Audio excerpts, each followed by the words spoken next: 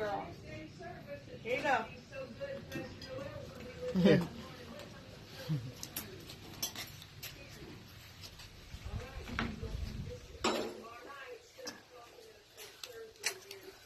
Look at Serena.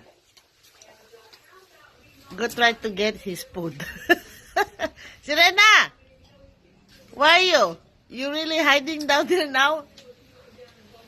Not hiding. She's right there. I know.